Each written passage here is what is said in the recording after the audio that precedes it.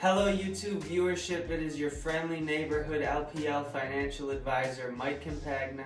I am the education coordinator for One Group Retirement Advisors. Today I'm going to educate you on one of the stepping stones to achieving financial fitness, as well as one of the cornerstones to having and managing a budget, and that is your emergency savings fund.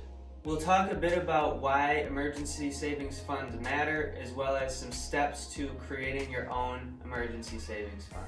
The purpose of establishing an emergency savings fund is to protect against life's unexpected expenses that virtually everyone has or will experience. This could be a car repair, a home repair, or a medical bill stemming from an emergency. The list goes on. Many people don't actually have the money to cover these types of expenses, so if you think you fall under that umbrella, you are not alone.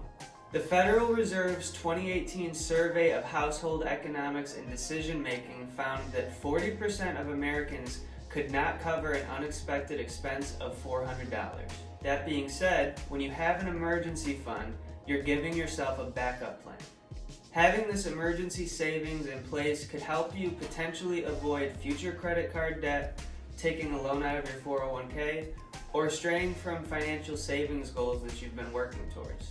So, step number one of establishing that emergency savings fund is to start with a goal. The ideal amount to work toward for an emergency savings fund is at least 3 to 6 months worth of expenses, but for some of us that might seem a bit overwhelming at first. It may be a good idea to start out with a smaller and more achievable goal, such as $500 to $1,000. Once you achieve that goal, just keep saving and keep building on it. One thing to keep in mind is that you want to cover your expenses for the month, not replace your entire income for the month.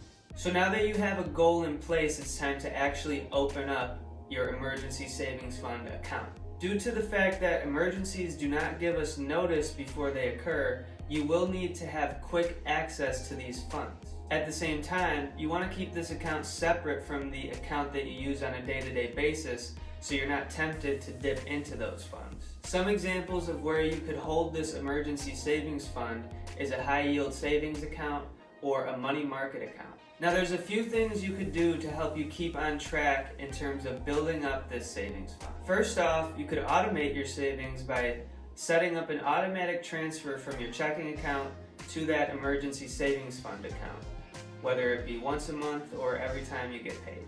Another option that's available through some employers is setting up automatic payroll deductions that put the money right into your emergency savings fund. If you want to find extra savings, take a look at your budget and see if there's any places that you can make cutbacks to put additional money into your emergency savings account.